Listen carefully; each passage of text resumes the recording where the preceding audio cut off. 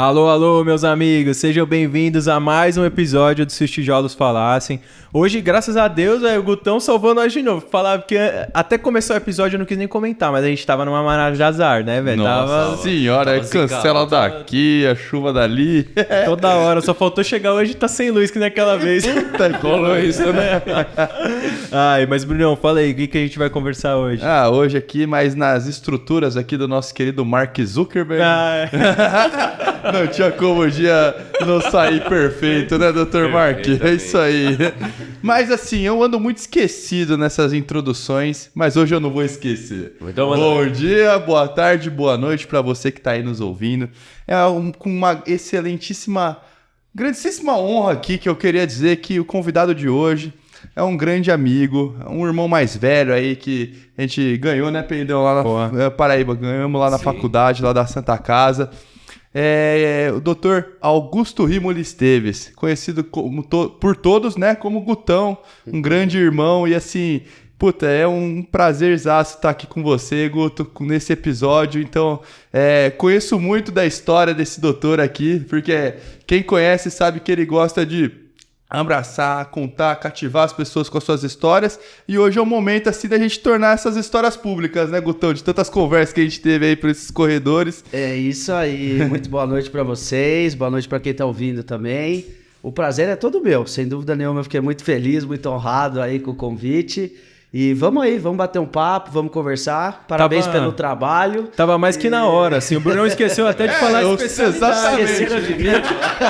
Foi tanta emoção. Você foi bem. O Bruno apresentou, Porque às vezes a gente traz convidado, e até um assunto legal, eventualmente, a gente tocar um episódio. A gente traz convidado associando necessariamente a pessoa à tua especialidade, né? E na maioria das vezes é muito mais do que isso. A pessoa vem aqui pra contar muitas outras coisas que são pessoais, não só de carreira, mas o Gutão, então, é um grandíssimo aí, ginecologista e obstetra. E, Gutão, pra começar, então, a gente já gosta de falar, Santa Casa, né? A gente fala que sempre entrar ali nos tijolinhos é sempre um prazer. Como é que foi o seu primeiro contato com a Santa Casa, especificamente? Então, vamos lá, né? Eu tava no cursinho, né? Eu fiz 3 anos de cursinho, eu saí lá da minha cidade, lá de Mojimirim, vim para São Paulo mais ou menos aí no segundo colegial para estudar. Comecei a fazer o cursinho. E, para ser bem sincero, assim, o meu primeiro contato com a Santa Casa foi realmente quando eu acabei passando no vestibular, né? O cursinho, eu não sei, pelo menos na minha época, ele tinha um pouquinho esse formato em que se incentivava muito você passar em faculdades públicas, né? E isso acabou entrando na minha cabeça como um objetivo e tudo, então eu focava isso, sabia, né, na época, enfim, que a Santa Casa era a faculdade particular que era a melhor de todas, etc. Mas eu ainda tinha essa visão de que talvez qualquer pública fosse melhor do que a Santa Casa porque ela era particular, né? E aí fui indo, fiz 3 anos de cursinho. No 3º ano de cursinho, aí então eu consegui passar em algumas faculdades e passei na Santa Casa também. E aí, quem me deu esse start do que era Santa Casa foi o meu pai, né? Que é médico, ginecologista também. Porque quando eu passei, é claro, eu tava lá em Mogi, na minha cidade, a gente comemorou, a gente aproveitou e tudo. Mas eu ainda tava assim, puta, acho que eu vou fazer mais um ano pra passar numa pública. Meu pai fez escola paulista, então eu tinha essa coisa na cabeça que eu precisava fazer paulista e tal. E aí, quando ele chegou nesse churrasco que eu tava, eu falei, puta, legal, né, pá? A gente conseguiu e tudo, mas acho que eu tô pensando. Ele virou e falou, você tá louco, filho? Que é isso? Pelo amor de Deus, você não conhece a Santa Casa e tudo. E aquele foi o primeiro baque que eu tive, né? No sentido de falar, opa, né? Ou, assim, alguém que tem esse conhecimento do mundo médico, que estudou aqui em São Paulo, e me falar, assim, com peso sobre a Santa Casa, né? E aí o tempo foi passando, eu fiz matrícula, né? E foi interessante que no dia que eu fiz matrícula eu lembro claramente desse dia também, desci no metrô lá, fui subindo a Veridiana, não fazia ideia do que era, onde era, nada disso, né? E aí eu cheguei na esquininha ali, sabe o cruzeiro, o barzinho ali, tem uma banquinha na frente, eu não tava achando, naquela época não tinha, acho, Waze, não tinha nada, né? Coisa mais recente. E aí eu parei na banca pra perguntar, eu falei, viu, por favor, aonde é a Santa Casa? Aí o senhor deu uma risada assim, e ele falou, é ali. E aí eu virei a cabecinha pro lado e vi aquele prédio, eu falei, meu Deus do céu, olha onde eu vou fazer faculdade, cara. Legal. E esse baque, assim, esse impacto foi o primeiro contato que eu tive com a Santa Casa. E aí a coisa aconteceu mesmo. Que show. E você veio já na missão, só voltando um pouquinho antes, para São Paulo já na medicina mesmo. Você já tinha esse foco. Vou fazer cursinho para prestar medicina. E você sempre quis ser médico, assim? Sim, isso é uma coisa interessante, né, da gente pensar, porque eu tive a ideia de ter essa influência óbvia, né, do meu pai ser médico. A gente sempre recebe as influências dos pais. E aí uma inspiração e tudo. Aí lá, mais ou menos no segundo colegial, eu decidi, não, vou fazer medicina. E eu acho interessante essa coisa, essa decisão que a gente toma, né? Você vai falar, poxa, foi aquela decisão 100% consolidada, você tinha certeza. Eu acho que no fundo nunca é, né? Porque a gente não sabe, cara, o que nos espera, como que é a rotina, e, enfim, né? Mas eu abracei essa ideia e lá, enfim, no interior não tinham colégios com muita preparação para o vestibular, né? E aí eu vim para São Paulo. Então já nesse segundo colegial eu vim morar com a minha tia, né? Vim morar com ela. Aí fiz um colégio um pouquinho mais forte. Não consegui o colégio que eu queria, porque, enfim, precisava entrar desde o primeiro colegial, estava no segundo. E aí foi mais ou menos isso. Quando eu vim para São Paulo, a ideia já era fazer medicina. E, putz, mesmo fazendo o colégio aqui em São Paulo, no primeiro ano eu tomei uma paulada no vestibular. Tanto que precisou de 3 anos mesmo, né? Porque é o conhecimento básico. As escolas, talvez no interior, pelo menos nessa época, elas eram um pouco mais voltadas, não tanto para o vestibular, mas para um crescimento pessoal, alguma coisa assim, né? Mas enfim, eu acabei vindo com esse objetivo e aí fiz os 3 anos de cursinho e entrei nessa... E graças a Deus você tá... Graças a Deus, nossa senhora, coisa, meu pai tava certo, né? E aí, como é que foi o começo da faculdade, em termos assim de... correspondeu às suas expectativas? Sim. Atividade extra-acadêmica que a gente sabe que pra vocês, se a gente não falar disso... Nossa senhora. Ou comprou o Leninger mesmo e foi ali na risca? Não, de jeito nenhum. Cara, assim, né? É até interessante vocês tocarem nesse assunto, porque até para compartilhar aqui no podcast algumas reflexões que eu tenho, a gente tem uma visão de que quando a gente, por exemplo, passa na faculdade, a sua vida tá resolvida, né? Eu tinha muito isso. No cursinho eu falei, não, é isso. A hora que eu passar no vestibular, acabou, né? E na verdade eu mantive um pouco esse espírito, pelo menos no primeiro ano, assim. Então, quando eu entrei na faculdade, eu tive uma identificação muito grande com a Santa Casa, né? A gente sabe que o hospital, ele tem esse perfil de ser voltado para assistência, principalmente, é claro. E eu sou uma pessoa que eu fiz medicina realmente com o intuito de ajudar as pessoas no âmbito da saúde, né? Eu não tinha, e acho que não tenho muito assim, né? Uma ambição, né? Trazendo a medicina muito pro dinheiro. E a Santa Casa é o lugar certo. Eu acho que para quem é o médico, aquela visão romântica do médico, a Santa Casa é o lugar perfeito, né? E, enfim, eu tive essa identificação e aí começou, né? Conhecemos treinos aí, né? Pra Calomed, já fiz vários amigos. E, a gente sai do cursinho na fúria, né? De 3 anos. Então, puxa vida, é barzinho, é chopp, sair. E também me deparei com uma instituição Batu Santa, né? Que isso aí, não tem nem o que falar. Que eu sempre fui um grande apaixonado por música, tinha muitas bandas, tive, né? Não, aproveita e conta a história aí do seu primeiro violão, vai, que você tava contando em off. Eu contei nos bastidores, o cara entregou. Tem que contar, se você não contar, eu vou contar. Não, o meu primeiro violão foi uma compra que eu fiz com dinheiro de propaganda, de comercial, quando eu era, sei lá, eu tinha 8 anos de idade. Mas prometeu já fui artista, cara. Ele ainda é artista. Ele prometeu pra gente que vai trazer um desses a gente vai comerciais. Enfim, fiz algumas propagandas de criança ali, né? Daí ganhava um dinheirinho. E aí a minha mãe falou, não, você pode fazer o que você quiser com esse dinheiro. Eu falei, opa, é um violão. E aí meio que foi até emblemático para eu ter maiores contato com a música e tal, né? E a Batu foi... A Batu foi perfeita, né, cara? Porque no ano que eu entrei especificamente, foi aquele ano que chamaram, né, alguns mestres de bateria para dar uma melhorada, para melhorar a técnica da Batu Santa. Então eu tive essa oportunidade de ver alguns mestres mestres, né, de bateria mesmo, do Curuvi, etc., os caras ali ensinando, fazendo toda aquela questão do gesto, né, de orquestrar mesmo aquilo, né, e eu absorvi muita coisa, né, tanto que depois foi passando o tempo, o Pedro sabe muito bem, acho que vocês também, eu meio que comecei a fazer o que os mestres faziam, né, e tudo isso porque, cara, coincidência ou não importa o que a gente acredita, eu tava lá no primeiro ano da faculdade, foi o único ano que chamaram o mestre na Bato Santa, né? E aí, enfim, foi uma coisa fantástica, a gente começou a desenvolver esse projeto de tocar junto com banda, de fazer ensaio, né?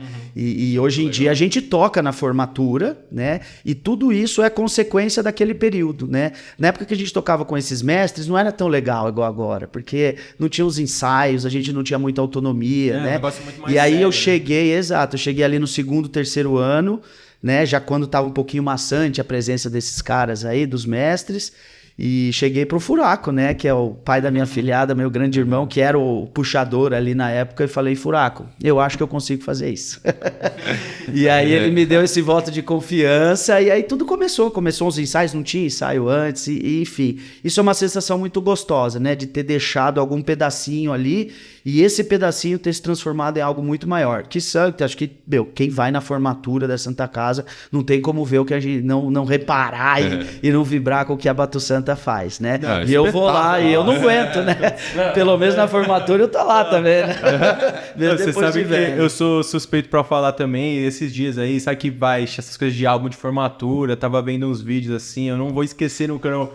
Caramba, álbum. Minha formatura lá, tal, a gente tocando a última vez que eu tava lá, com o braço pra cima e sei lá o que, assim, na última música só começando a chorar assim, que era essa sensação. Essa sensação, a plenitude, né? Arrepiado, né? Cara, álbum de formatura, você falou uma palavra aí que eu acabei de lembrar que eu paguei essa porra aí, não peguei.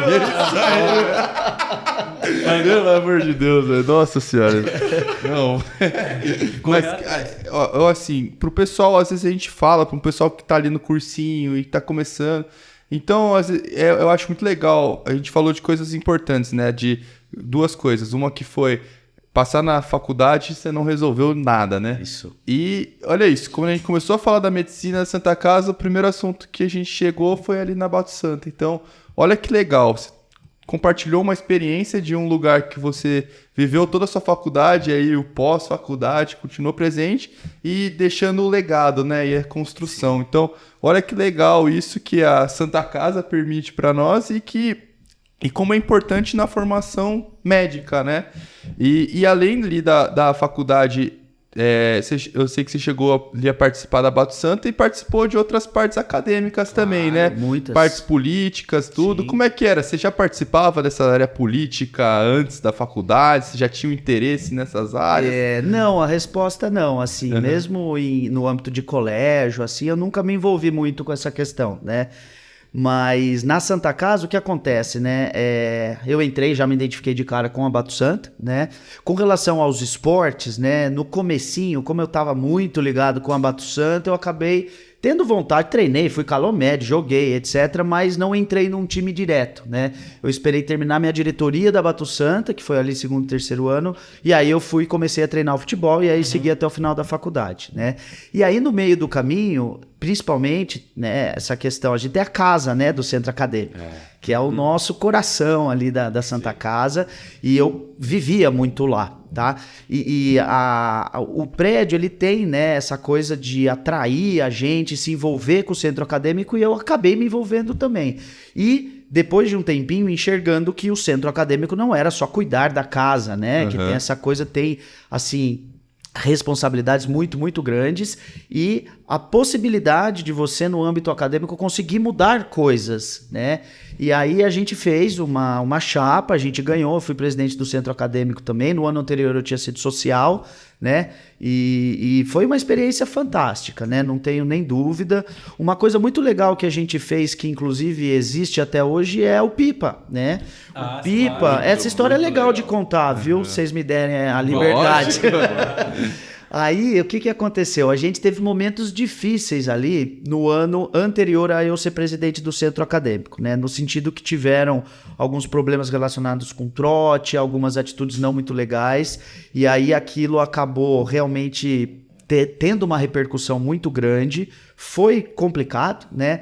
E essa repercussão, então, chegou na diretoria da faculdade, etc. E houve, cara, uma movimentação da diretoria no intuito de, naquele primeiro momento, pelo menos, acabar com tudo, né? E a gente tinha, lá atrás, a gente tinha a recepção dos calouros, que era um dia, que era no dia da matrícula. Então, por exemplo, quem chegava depois acabava perdendo, etc. E era um dia só lá no cama, né? Uma coisa meio assim... Informal e que ia rolando. Um esquema happy hour. Exato. Assim? E aí aconteceu... exatamente, esquema happy hour. E aí aconteceu esse problema e a faculdade falou, vocês não vão, para todos os alunos, né, incluindo o sexto ano, vocês não vão fazer mais nada. Aí, eu já envolvido ali com a faculdade, e eu como presidente do CAMA, eu falei, complicadíssimo, né? Como é que o calouro vai chegar, vai conhecer, ele vai ter esse contato, a gente vai perder muito esse vínculo, essa união entre os alunos. E aí, na ocasião também, eu tinha uma percepção de que os órgãos da faculdade, eles eram meio distantes, né? Então, tinha a briguinha da Atlética com o CAMA. Tem as divergências, são naturais, né? Mas há muito tempo vinha dessa forma. E alguns outros projetos são muito interessantes na faculdade, né? Que é Santa Maluquice, o pessoal que trabalhava com essa parte de intercâmbio, como, assim, né? A questão do departamento científico, pelo amor de Deus, coisas muito importantes. E aí me veio um insight, cara. Eu lembro, eu tava tomando banho esse dia, assim, em casa. Eureka! Pim! Deu uma gota na minha cabeça. E eu tive essa ideia, que eu falei, poxa vida, por que não fazer um trabalho, né, que una ou que envolva todos esses órgãos representativos dos alunos?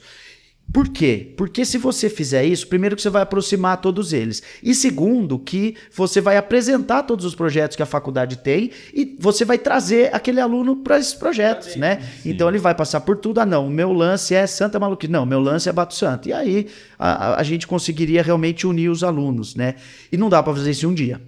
Aí a gente pensou, vamos fazer uma semana de recepção, né?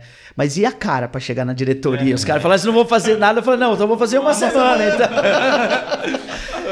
Cara, mas a gente fez um projeto assim, bem montado, né? Bem estruturado, com participação de todos os órgãos. A gente queria também a participação, o envolvimento da faculdade.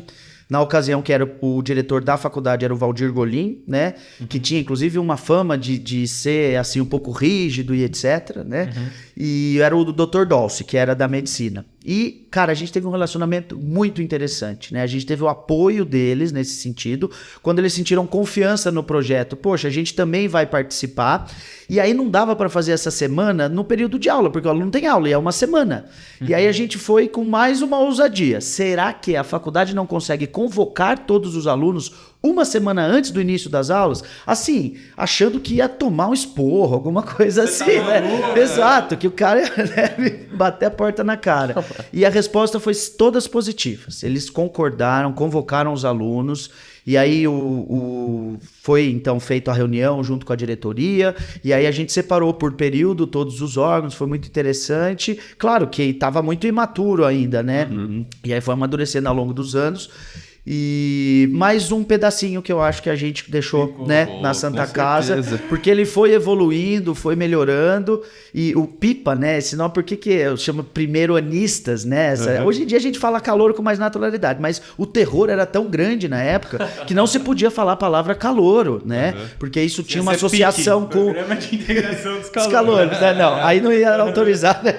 Mas enfim, e daí a gente montou isso. E eu lembro que quem deu a notícia era a secretária nossa, é a Pipa, que chamava Pipa também. Então são esses lances que a gente vai lembrando que são muito marcantes pra gente. Não, você sabe que pra gente aqui, óbvio que alguma dessas histórias a gente conhece, mas pra muitas das pessoas que escutam a gente, e o público tem bastante gente da Santa Casa, é literalmente estar conversando com o livro, né? A história é a vida. Não, e a gente foi vivo desse fruto aí. A gente participou do Pipa. Pra gente... Semanona lá, puta, calorão, e isso que você falou, de ver todos os órgãos lá, eu começava a ver aquilo, brilhando o olho, e falava, não, mano, eu quero participar de tudo, tal, não sei o quê. Falava, nossa, é muita coisa que tem aqui na Santa. Não, e sabe E era legal o envolvimento de todos os órgãos, realmente uniu, né? Nem sabia que tinha sido vocês que tinham, nessa época que tinha sido fundado esse projeto, mas eu lembro de ver o pessoal do centro acadêmico, o pessoal do departamento científico, o pessoal da Atlética, e são os veteranos, né? Você fica vendo conhecendo, é com eles que eu vou me identificar, com eles que eu vou conviver. Projeto muito bacana. Não, e uma coisa que eu achei interessante de todas essas coisas que você conversou, né? Óbvio que eu entendo a importância da Bato Santa, que pra ficar claro aqui, né? Bato Santa é a bateria universitária da faculdade da Santa Casa do curso de medicina, pra galera que não é da Santa Casa ficar um pouco norteado aí. É óbvio que eu entendo como isso tudo foi muito importante na sua trajetória, e essas questões do Pipa e essa questão toda que você está trazendo aqui, da como se relacionava com diferentes pessoas. E hoje, óbvio que eu tenho muito a evoluir ainda, tanto como pessoa como profissional, mas dessas gravações que a gente tem tido, eu enxergo hoje com mais maturidade do que quando a gente começou o projeto, realmente da importância dessa questão do desenvolvimento de habilidade de se comunicar, de transmitir ideias e tal. Tanto que o Meigo, que é o Gui do último episódio aí, para você que não viu, confira. Um cara que, do ponto de vista técnico, é tremendo, assim, super habilidoso, e além disso tem participações internacionais. Aquele cara que você olha o currículo e fala, não, esse cara é violento, assim. E cara com participação em Harvard e tal. E muito do que a gente conversou no episódio dele é sobre como é importante você conhecer pessoas, você saber se relacionar e tal, e com certeza ele tem essa habilidade também, mas você vê como é legal, né? O cara que, pô, você fala, esse cara tecnicamente é um monstrão, mas pra ele também esse tipo de coisa é super importante. Eu acho, desculpa te interromper, mas eu acho que isso é fundamental. Você tocou num ponto importantíssimo, né? Que é essa coisa, hoje em dia existe essa palavra network, que eu acho que fala um pouco sobre isso, né? Mas foi uma coisa espontânea, me relacionar, fazer amizades, conhecer, ganhar a consideração de pessoas mais velhas, de pessoas mais novas, e eu colho frutos disso até hoje, você não tem dúvida, né? Na parte profissional, a gente na nossa profissão sempre vai precisar de uma mão, de uma ajuda, né? De uma especialidade, uma dúvida, ou mesmo um apoio, uma oportunidade, né? Poxa vida, vai surgir uma vaga em tal lugar. E aí a pessoa, ela vai lembrar de você, porque ela vai lembrar de você. Agora, se você não teve esse contato com ela, etc., ela acaba não lembrando, né? Então, eu acho essencial e acho super importante as pessoas, durante a faculdade, elas terem esse relacionamento, se jogarem, deixar ser uma coisa natural, que os frutos, eu acredito que vão ser colhidos pro resto da vida. Não, e hoje na minha parte profissional, assim, que hoje, né, nós, Brunão, já com 2 anos, assim, de formado, a gente começa a viver realmente essas questões que lá atrás a gente ouvia falar como eram importantes, mas hoje você sofre na pele, né? Então, por exemplo, às vezes eu tô lá na enfermaria, eu tô num PS e tô com um paciente que eu falo, cara, eu não sei o que fazer aqui, saiu um antibiograma, umas culturas, uns bichos do mal, resistente a tudo que antibiótico. Cara, o que eu vou fazer? Puta, me lembro de um colega que é infectologista, pô, meia-noite, cara, será que eu ligo, não ligo? Cara, o paciente tá grave, quer saber? Cara, é meu brother, eu vou ligar, pega o telefone, liga e, tipo, tirar essas dúvidas e tal, e tudo isso porque você pode ter a oportunidade de construir um relacionamento legal, e se é de forma espontânea, muito melhor, né? Mas falando de coisas espontâneas... Só queria pontuar nesse assunto, a minha participação nesse projeto aqui, eu sinto que veio por isso. Porque vocês são uns 2 anos mais velhos que eu, e quando você me chamou na sua casa lá pra apresentar a ideia de um podcast, eu fiquei surpreso, eu não imaginava esse convite. Então, eu colhi fruto dessa relação que eu vi vocês tendo com eles e que eu tive com vocês todos. É muito importante essa participação na faculdade, vamos pra sair sempre. daqui e tomar uma. Tá dando sede, E é só se jogando, Mas o que eu ia falar dessa parte de ser espontâneo, né? E ao longo da faculdade, como é que veio o desejo de ser ginecologista? Porque assim, que nem a gente fala, né? Teu pai então era ginecologista também, isso gerou uma influência da Santa Casa. Como que foi seu contato para fazer seus olhos brilharem para isso? Boa pergunta também, que é interessante. O que aconteceu? Não sei por que exatamente, mas o fato de meu pai ser um ginecologista, eu tinha uma certa resistência em fazer ginecologia, né? Então eu falava, não quero ser igual ao meu pai, uma sensação de, como se as pessoas fossem achar que é mais fácil, que eu tô, né, fazendo gol de mão, alguma coisa assim, né? Sabe, assim, se aproveita fazendo aquilo só porque o meu pai é ginecologista. E é engraçado, né, o inconsciente da gente. Eu acabei me envolvendo muito em ligas e grupos na parte da cirurgia durante a faculdade. E aí foi passando. No internato é quando a gente começa realmente essa reflexão. E aí no internato eu comecei a olhar com um pouquinho mais de calma para ginecologia, rodando no estágio, né? Vendo a parte da obstetrícia, que é uma das coisas mais lindas que existem, vendo a questão da ginecologia e da obstetrícia como uma ponte para você fazer diversas coisas. Você pode viver uma vida de cirurgião, você pode viver uma vida de radiologista, se você quiser ficar fazendo ultrassom, né? Você pode ter o seu consultório, fazendo uma parte clínica, que é o que eu estou fazendo agora.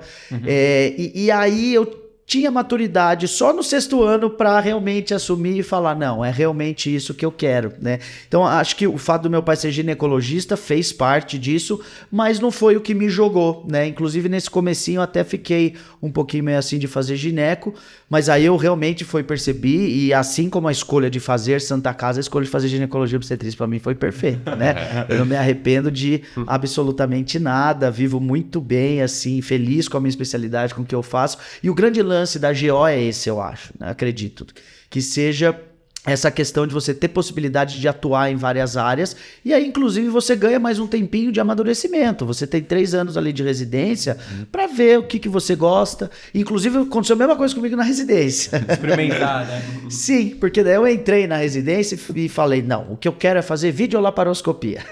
Operar. E operar, aquela coisa. E daí, foi passando o tempo, né? A gente vai refletindo, vai conhecendo todas as áreas.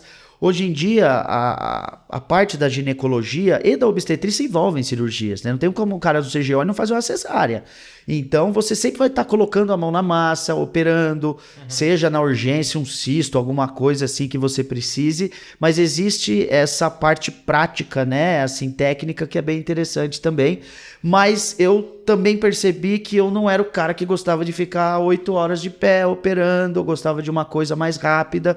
E aí, se você quer fazer videolaparoscopia, você não pode ter esse filtro, né? Você precisa realmente ser o cirurgião que está disposto a operar qualquer coisa. E aí eu abri o meu coração um pouco para essa parte clínica.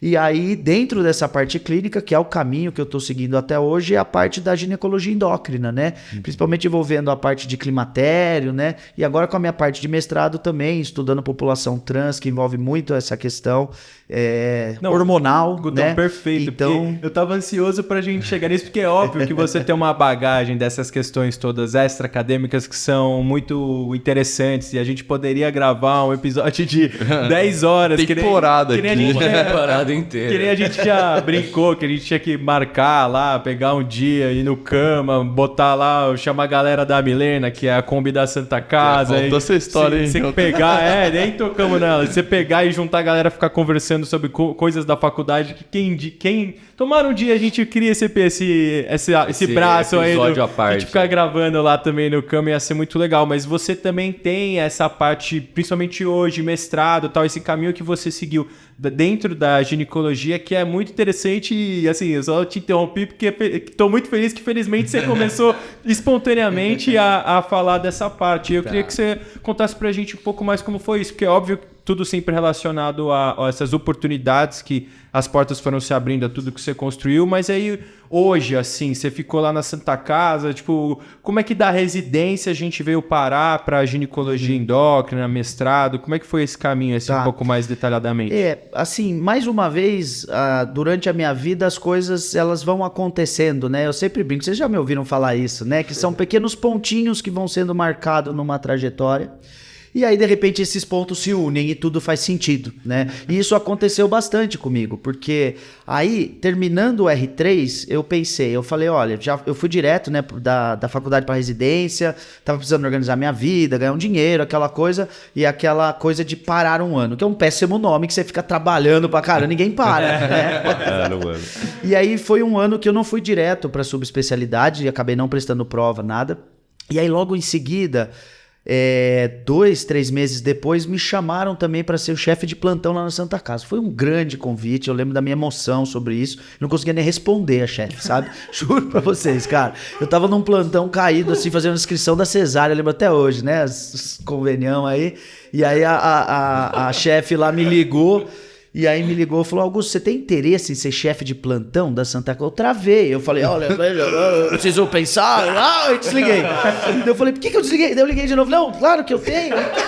Pensar o quê, Cara, meu? eu Tá maluco? perdidinho da Silva, sabe? E aí eu entrei, foi um grande desafio pra mim. Como chefe de plantão, tô lá ainda, né? É uma delícia, adoro bastante. Foi um crescimento muito grande. E aí, um pouquinho depois, me chamaram para atuar na unidade básica, né? Que é o Centro de Saúde Escola da Barra Funda como ginecologista. E lá, eu aceitei, fui para lá. Nesse momento, a minha vida já estava indo para outro caminho, longe da videolaparoscopia, né? E eu feliz com isso, né? E aí lá eu tive contato com essa parte clínica de consultório, dessa parte da ginecologia mesmo. E aí, passando mais um pouquinho, eu falei, olha, quer saber? Eu vou fazer uma subespecialização voltada para essa parte clínica, né? Da ginecologia. E o departamento de ginecologia endócrina da Santa é muito, muito forte, né? É excelente. E aí eu entrei, fiz o meu primeiro ano de subespecialização lá. Adorei, assim, vibrei, porque lá tem essa parte da gineco-endócrino e uma abordagem muito interessante sobre o climatério, né? Climatério, cara, ele é um período, assim, que a primeira visão que eu tive é que ele é muito negligenciado, sabe? Uhum. Então, assim, aquela coisa, é normal sentir esses calores aí, vai passar e não sei o quê, e não ter essa abordagem durante a consulta. Então, isso me cativou, né? E é um perfil de paciente que eu gosto, né? E o desafio sempre bota a gente pra frente, tá?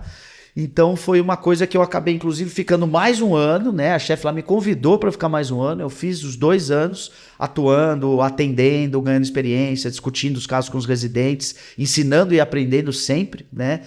E aí, mais no finalzinho desse segundo ano de subespecialização, eu falei, olha, eu gosto muito de ensinar.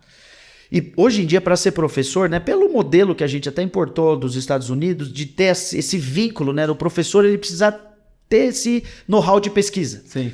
E aí precisa fazer um mestrado. E aí eu pensei nisso, etc. Aí o pessoal lá fazia de climatério, não sei o que. E lá no Centro de Saúde Escola da Barra Funda existe até hoje, né? E já na época começou a ter um movimento maior desse ambulatório trans, né? Que hoje em dia chama Atenção Integral à Saúde Trans.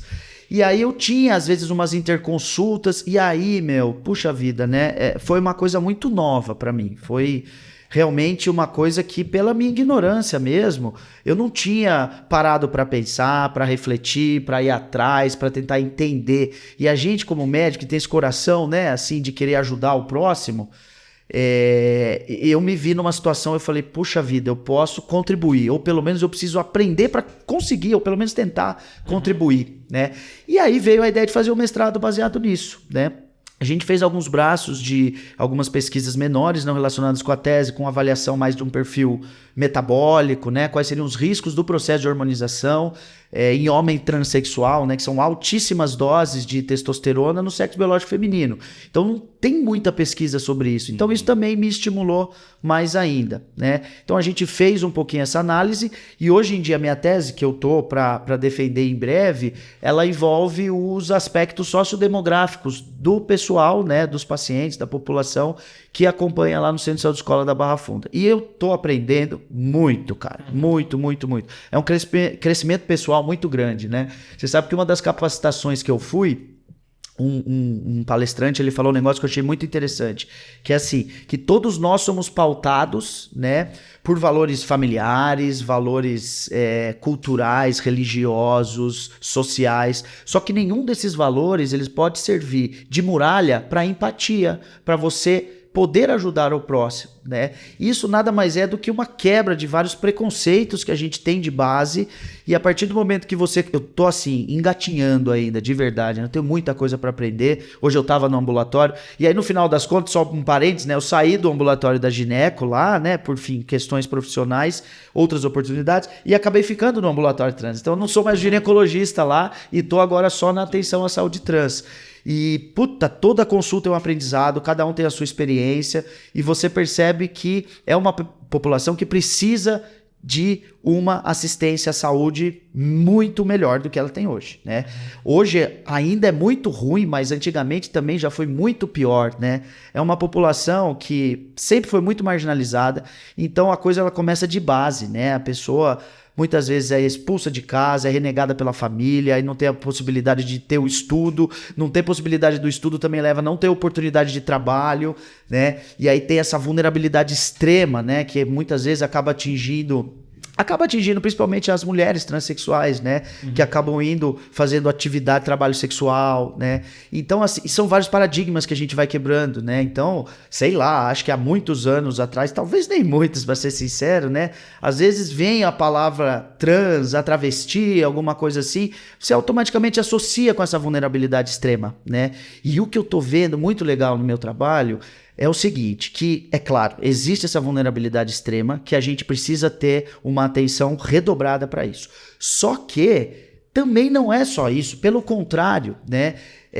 Por exemplo, aqui a gente está avaliando, né, uma questão assim da distribuição da população por cor, raça, por escolaridade, por emprego, quantas pessoas têm carteira assinada, quantas não têm. Então, cara, você percebe que os transexuais é isso. Qualquer dia você vai contratar um advogado, ele pode ser trans, ele pode ser seu professor, pode estar na sua família, né? Tem o direito de ocupar esses lugares e tem total capacidade, é óbvio, de ocupar esses lugares.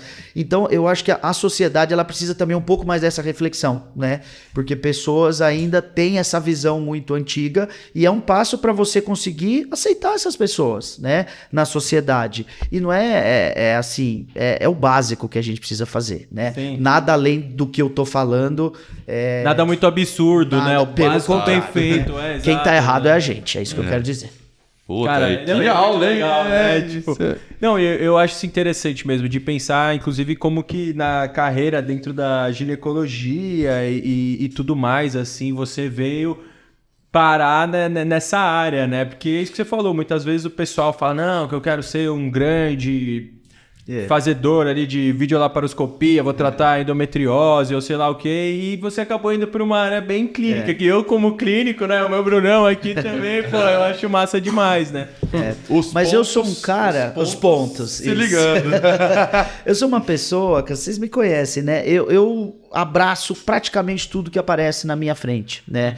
E isso, acredito que seja uma qualidade, às vezes traz alguns tipos de problemas, né? No sentido que, por exemplo, né, eu ter saído lá do Centro de Saúde de Escola como ginecologista, foi uma situação que eu me deparei que eu tava fazendo assim, sei lá, 10 coisas diferentes. E rodava São Paulo de cima para baixo, saia da Zona Norte, ia pra lá e etc. E aí a minha saúde começou a ficar complicada, né? Então eu peguei um pouquinho esse prejuízo, vamos dizer, de ser assim, mas se eu for colocar na balança, as vantagens valeu a pena, né? Então, ser diretor de departamento lá do São Luís Gonzaga também foi um grande convite e é uma coisa que eu abracei, que também foi resultado de um serviço anterior que eu abracei. Então, as coisas são os pontinhos, né? Eles vão sendo traçados nesse papel e aí, em determinados momentos, eles se ligam, depois outros pontinhos, depois se ligam de novo. E a minha vida, ela tá indo assim, e eu tô feliz. Legal, você falou aí, passou rápido assim, ser chefe de departamento lá no São Luís. Pô, não pode deixar passar. Conta um pouquinho mais sobre essa experiência. E assim, lá do começo da conversa, os múltiplos caminhos que a GO pode te levar, né? Pois é, exatamente isso, né? Então, essa história começou mais ou menos em 2020, tá? Eu nem tinha pretensão de ser diretor do São Luís Gonzaga, nada, mas um colega, um professor nosso, cirurgião, organizava a parte da cirurgia num serviço grande lá de próximo aqui de São Paulo, né? E, assim, um convênio com mais de 100 mil vidas, então era um serviço grande. E aí, de novo, né, você vê que quando você tem um contato com a pessoa, alguém pergunta pra ela, você tem alguém pra indicar? Eu acho que naquela hora eu fui pra cá, apareci na mente dele, né? Quem é visto e aí ele me indica, é uma boa. Então, e aí veio esse convite, né? Então, resumindo, eu fui lá como chefe de tudo, né? Da parte cirúrgica, ambulatorial. Foi uma experiência tremenda, foi bem desgastante, porque era muita gente, um serviço, assim, muito grande. E aí, beleza, chegou no final do ano, eu falei, olha, não tá muito mais legal, e daí eu acabei saindo, né? Aí deu 3 meses, essa mesma pessoa estava também no São Luís Gonzaga, e aí surgiu de novo essa possibilidade, e aí como eu já tinha trabalhado com ele junto nesse serviço, acredito que esse cara, ele foi um grande professor para mim, né? Vou falar o nome, né? Lógico. Professor Peruca, vocês já devem ter ouvido falar, né? Com certeza. O doutor Tem que citar Henrique. todo mundo Exato. aqui. Hoje tá citando pouca gente, é. irmão. Se um dia alguém me convida pra gravar um podcast, mano, eu saio citando todo mundo assim, ó. Pode falar que a cidade era Franco da Rocha, pode falar que o São Luís Gonzaga, conhecido como Jaçanã. Dar nome aos bois. O interesse aqui é zero. Então é isso, né? E aí o Peruca, ele foi um grande professor de como ser chefe, né? Ele me ajudou nesse processo ao longo de 2020, que a gente enfrentou pandemia ainda, aquele caos Nossa, todo. nem Aí em fala. 2021, mais ou menos na metade do ano, a gente já tinha, né, saído de lá e tal, ele também. E aí ele também acabou indicando, eu fui lá, né, conversei com o chefe o diretor técnico, ele gostou de mim, mostrei currículo, também não é só indicação, né, também tem o nosso mérito. E aí realmente fecharam o contrato, fui contratado e aí assumi essa posição importante, né, de diretor do departamento de um hospital, pô, que faz 300 partes por mês, né, é bastante coisa. É coisa, o forninho lá é 10 por quente. dia. Nossa, eu não tinha noção que desse. E eu, assim, bastante coisa. Conta tem- pra gente um pouco Imagina da uma lua rotina, cheia, assim, né? porque uma coisa que eu gosto de trazer aqui, às vezes, pra gente poder racionalizar, entendeu? Porque muitas vezes uma galera que escuta a gente ou é médico recém-formado, ou tá no finzinho da faculdade, ou principalmente durante já alguma residência, ou acabou de se formar. Então, para toda essa galera, na verdade, existe uma dificuldade de racionalizar o que é, por exemplo, tanto fazer um mestrado, né? O que é na prática, onde que eu vou, eu estudo, não estudo, que isso a gente pode conversar um pouco no do Gui, que foi super interessante, ou o que é ser, na prática, chefe de departamento, quais tuas atribuições, responsabilidades, quais os desafios, assim, o que você pode compartilhar um pouco com a gente? Como diretor do departamento, obviamente, o trabalho ele é mais administrativo do que assistencial, né? E aí, o grande lance é você tentar enxergar de uma forma parcial todos os setores que você tem para organizar. Então, eu tenho a agenda de pré-natal, né? A gente conseguiu retornar com as cirurgias eletivas lá no hospital, foi muito legal. Os residentes voltaram a operar agora, né? Tem a parte do centro obstétrico, né? Tem a parte de pronto-socorro, etc. Então, é mais ou menos você tentar achar uma harmonia com o esforço que você faz para você conseguir organizar tudo isso. E a parte administrativa, no bom português, é resolver pepino, sabe?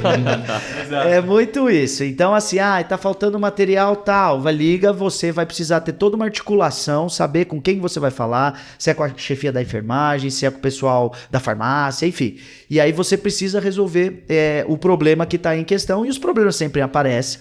Eles não têm hora para aparecer também, né? Mas é gostoso, porque eu acho que o fato de você estar numa posição onde as suas atitudes podem repercutir de uma forma mais ampla, né? Isso também é muito gratificante. Então vamos lá pensar no seguinte: tenho lá 300 partes por mês, fiz um protocolo, um fluxograma que vai repercutir numa melhor assistência de 300 partos no mês, né? Isso é muito legal, isso é muito gratificante, é algo que você não vê ali de uma forma direta, tá? Mas pensar sobre isso e ver os resultados gerais também é muito legal. Então, trabalhei muito nessa parte, como é um hospital grande, né? Tem que ter protocolo, tem que ter fluxos. A gente precisa ter alguns padrões assistenciais, né? assim, Assistenciais, são essas, assistenciais. Por exemplo, não. chega, sei lá, não sei se é exatamente o caso, porque faz tempo que eu não estudo GO, mas Vamos lá. Sei lá, chega uma paciente com sangramento uterino no PS, ou uma gestante, sei lá, talvez uma não obstétrica seja mais fácil ali, uma paciente com sangramento uterino. Aí existe um protocolo assistencial para isso ou são outros tipos de protocolos? Tipo, em que sentido? Assim, São que protocolos, momento por do exemplo, paciente, assim? Assim, rotura prematura de membrana, né? A bolsa rota lá tá com, sei lá, 32 semanas. Você vai induzir ou não vai induzir? Vai induzir com 34? Vai induzir com 36? Entendi. 34 vai fazer corticoide? Não faz corticoide. Você sabe que a obstetrícia, ela é uma ciência que ela tá constantemente mudando. E existem algumas divergências de literatura, né? Esse exemplo que eu dei é um clássico, né? Tem gente que com a bolsa rota 34 induz, tem gente que só faz corticoide até 34, daí eu fiz todo um levantamento bibliográfico, eu avaliei, né, os aspectos e defini que vamos fazer corticoide até 36 semanas, vamos internar a paciente, vamos fazer isso, né? E aí, antes era a depender de quem tava Exato. diretamente Se chegar na segunda, linha de um frente. jeito, né? se Exato. chegar na terça é outro. Vê se chega na quinta lá. Não, isso é super interessante. É exatamente porque você isso. consegue identificar o resultado assistencial porque tem um padrão, né? Porque às Padroniza vezes o atendimento. Você não sabe... Assim, óbvio que tem várias críticas. Agora que eu dou plantão também em hospital privado, você vai conversar, às vezes as pessoas todo mundo fica bravo, né? Às vezes, tipo, não, puta, o protocolo não faz o médico pensar e tudo mais. Mas algum grau de definição de conduta nesse sentido é necessário pra você poder entender se você tá salvando vidas ou talvez nem tanto, né? Claro. Não, e numa ciência onde as possibilidades de você fazer algo e não estar errado são múltiplas, entende? Você pode fazer A, B ou C e tá certo nos três, né? Só que isso complica um pouquinho, né? Só você pegar hospitais aí de alta excelência, todos eles são muito rigorosos com protocolos, né? Então isso realmente, inclusive essas classificações, né? Vamos dizer, uma avaliação da qualidade do hospital envolve se o protocolo existe, se ele é bem aplicado. Então isso é uma coisa legal, que eu consegui, ainda preciso fazer muito mais, né? Agora a gente tá... Cada coisa leva o seu tempo, Sim, né? sim. E outra sensação também dessa parte de um cargo de chefia, de departamento, é que você também não pode ser muito afobado, tá? Então, assim, querer aquela coisa de vamos lá e daqui uma semana vai acontecer, porque você está envolvendo esferas muito grandes, né? Esse retorno das cirurgias eletivas que a gente conquistou lá no Jaçanã, ele demorou bastante, porque depende de muita coisa, depende de contrato, né? Não é só um contrato, então envolve a Irmandade, às vezes envolve empresas, parte da prefeitura, então tudo isso tem que ter bastante paciência. Foi engraçado, quando eu entrei lá, eu falei, em 3 meses eu vou deixar isso aqui voando. É o clássico. E assim, né? Exato. Depois Aí você você vai percebe percebendo que você precisa ter paciência, que não é que as pessoas são preguiçosas e não querem fazer a coisa, porque grandes mudanças, elas demandam tempo, né? E aí devagarzinho foi indo, voltamos, enfim. Vocês já perceberam que o grande conquista minha lá foi o retorno da cirurgia. Sim. Porque é isso, a gente faz cirurgias lá, umas 40, 45 por mês, né? Só da parte ginecológica e com 2 residentes rodando. Então, a sensação de estar contribuindo para a formação da residência de GO da Santa Casa na parte cirúrgica, para mim também é muito tesão, é muito gostoso e isso tá rolando, né? Então, os residentes estão percebendo. Então, a experiência da chefia dessa parte administrativa, eu acho que é mais ou menos isso. Você precisa também saber ser político, né? Você não pode sair brigando com todo mundo, que senão que demoraria 6 meses, você nunca vai conseguir, na verdade. Não é que vai demorar 1 ano. Então, tudo isso, acho que, né, foram aprendizados que vieram lá de trás do começo da nossa conversa. O cara que chegou lá pro diretor da faculdade e falou assim, vai ter 1 semana Pra fazer a cirurgia eletiva foi facinho. É isso aí. Não, isso aí que eu acho Legal. interessante também, essa parte, óbvio que todo mundo que acompanha a gente, talvez eu tenha me referido a isso menos, né, meninos, nos últimos episódios, mas meu interesse pela parte administrativa dentro da saúde e tudo mais é evidente. E acho legal porque traz essa visão mesmo de que o pessoal acha que o cara que é do administrativo, óbvio que devem ter pessoas que são assim, o cara fica escondido na salinha e tal, mas o cara do administrativo que é participativo, ele tá envolvido em formação de residentes, tá envolvido em assistência, tá envolvido na assistência em diversas áreas, que é pronto-socorro, é ambulatório, é enfermaria, então, enfim, são vários os braços que, na minha visão, isso te torna uma pessoa e possivelmente um médico mais completo por enxergar a complexidade disso tudo e óbvio que eu acho que é uma coisa que eu tenho, imagino que pelo que você conversa com a gente, tenho certeza que você tem isso, que é o tesão e de resolver problemas, de enfrentar desafios, de sair da zona de conforto. Tem gente que não gosta e escolhe uma carreira referente a isso, então não vai correr atrás dessas posições, mas para quem quer sempre estar sendo ali um cutucado por alguma coisa, tentar quebrar a cabeça para resolver problemas é interessante demais, né? Mas foi legal. O lance, eu acho, você comentou, por exemplo, o cara da parte administrativa acaba ficando lá na salinha dele. Eu tenho aprendido, pela minha pouca experiência mesmo, né? Não é muita coisa. Mas eu tenho aprendido que você não fica na salinha, né? Então, assim, talvez algum cargo administrativo não relacionado a uma chefia. Agora, a partir do momento aí, vai na secretaria, conversa com o representante da prefeitura tem que ter esse relacionamento, né? Então, acho que esses cargos que são meio de liderança, né? Eles exigem esse know-how da pessoa também, né? Pelo menos o esforço dela em se relacionar com as pessoas, porque o seu objetivo depende de um bom relacionamento, né? Às vezes as nossas conquistas dependem das outras pessoas, então você precisa ter um relacionamento legal, né? Diferente, sei lá, de um médico patologista. Aí esse cara fica lá mesmo na salinha, né? Vem a lâmina. Exato, mas esses cargos de liderança eu acho que você tem realmente, talvez até mais, né? Você não está na assistência, mas esse contato, essa conversa, diálogo, construção com as outras pessoas, ele exige bastante.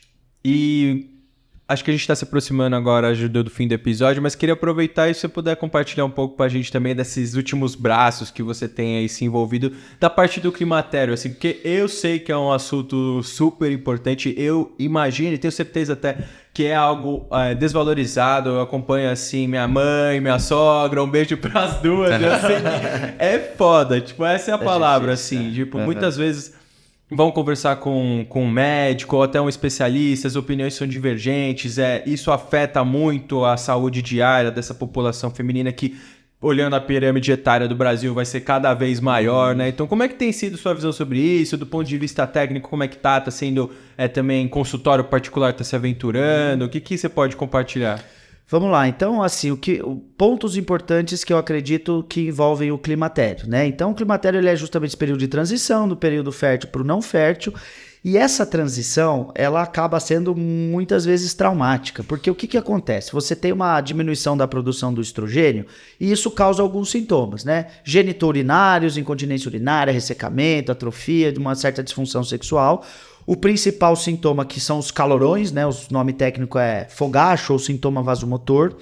E junto com tudo isso, você tem um processo de mudança corporal na mulher, né? Você tem uma redistribuição. Então aquela gordura que fica acumulada mais na parte do quadril começa a acumular no abdômen.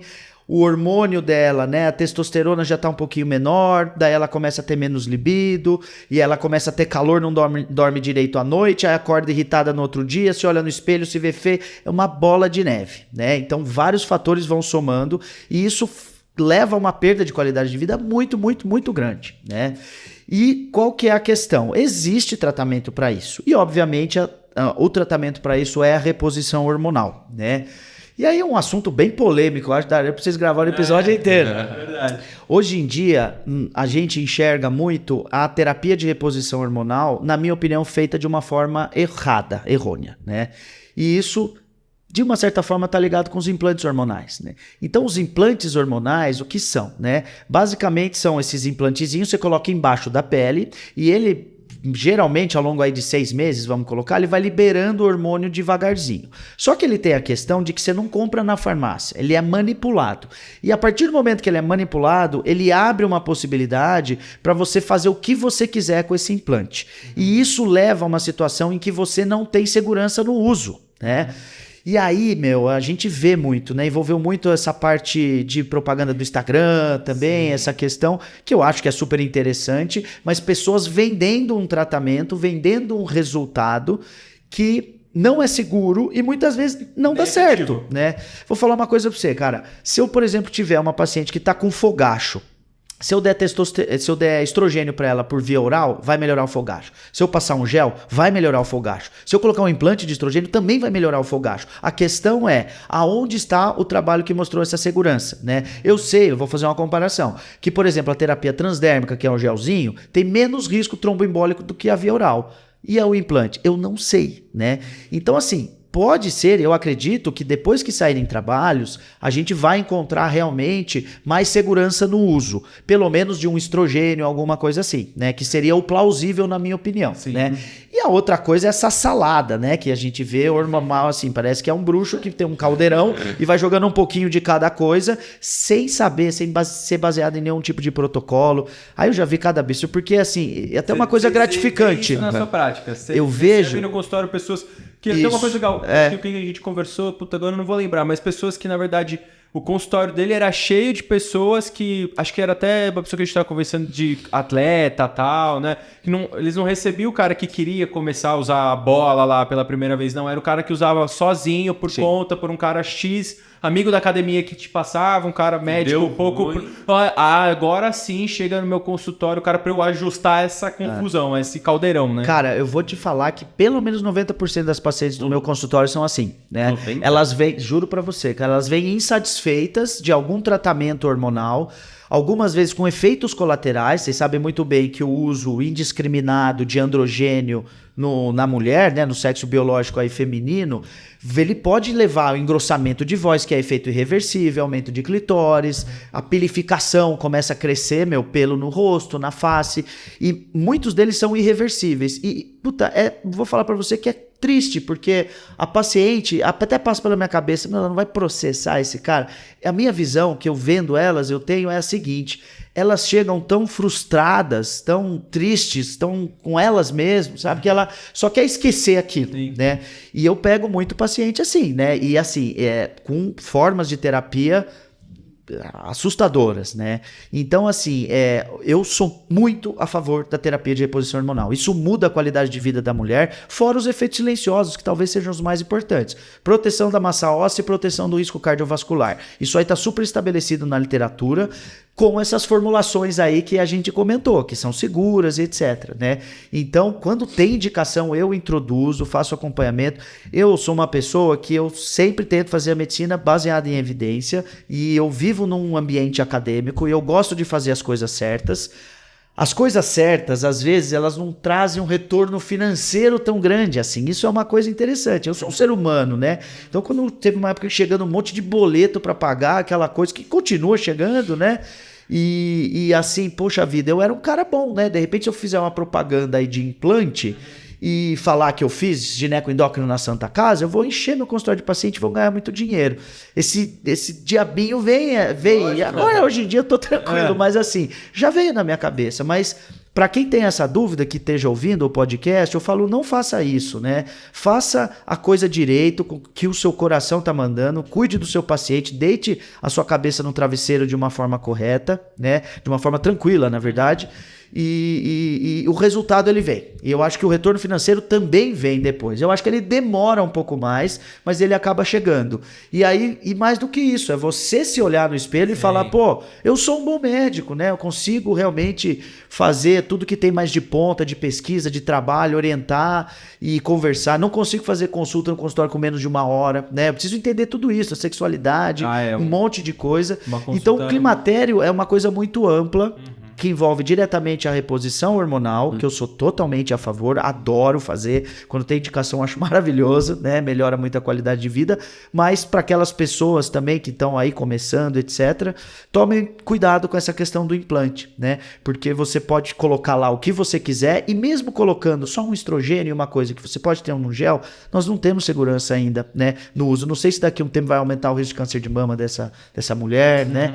Então, eu sou uma pessoa que não trabalha com implantes, eu respeito ainda essa via de administração, que futuramente a gente vai ter resultado, se é ou se não é. E essa salada que eu falei pra vocês aí, eu acho absurdo.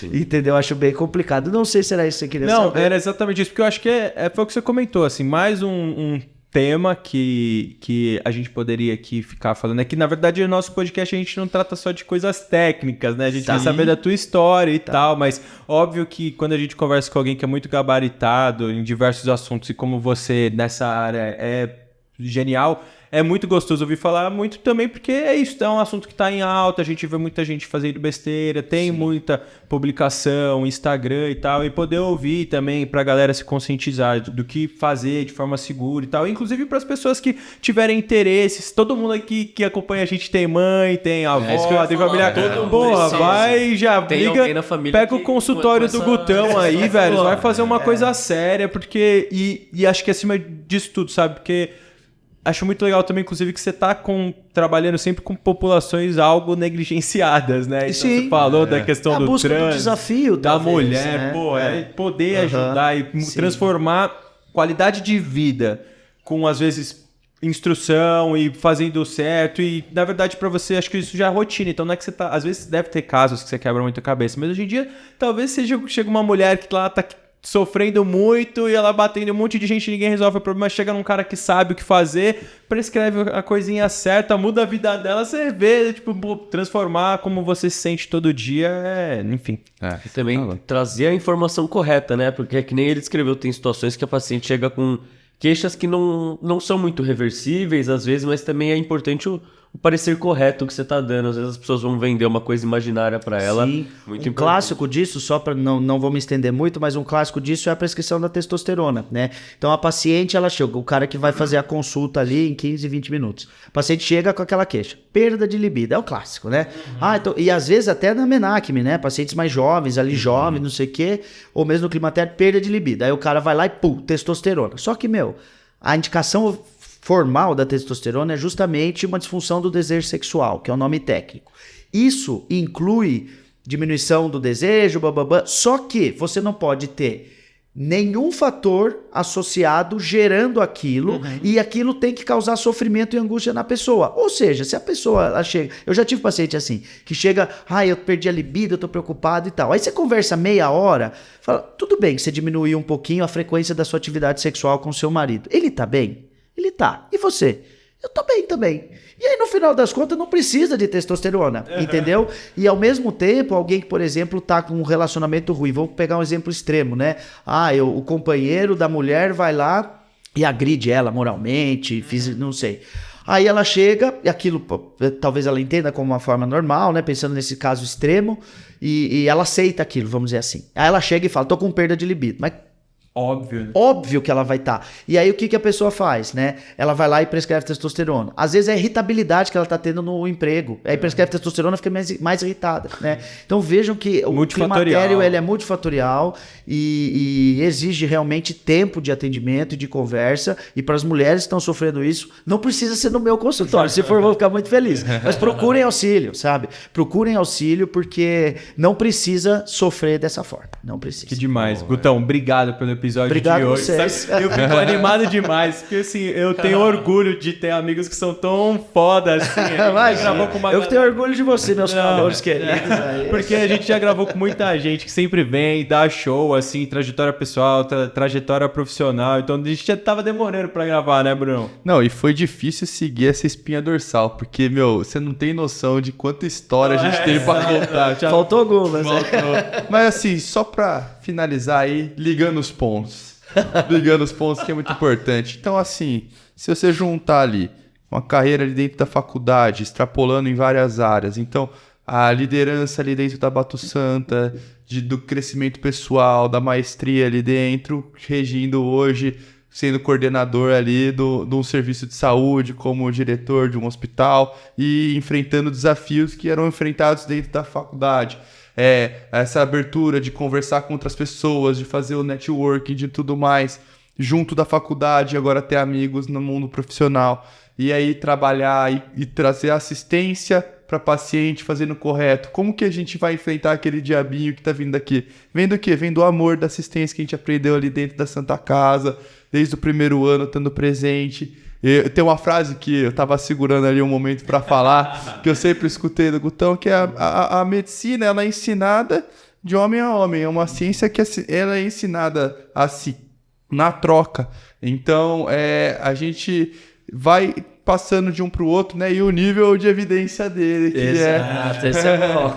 que é exatamente essa experiência que a gente consegue compartilhar. Então, assim, juntando todos os pontos, muito grandiosa essa história, é muito legal a gente poder compartilhar um pouco aqui com o pessoal. Foi muito gostoso esse episódio e gostaria muito de agradecer todo esse professorado. É um professor dentro de todos esses âmbitos e eu tenho certeza que continuará sendo um excelente professor aí em muitos dentro outros... e fora da sala de aula, né? É isso. Muito uma honra esse episódio. O cara realmente, como vocês falaram, só retomando, deu aula pra gente vários dias na faculdade. Já me deu aula, né? Já tive o prazer de ter aula com ele na Barra Funda.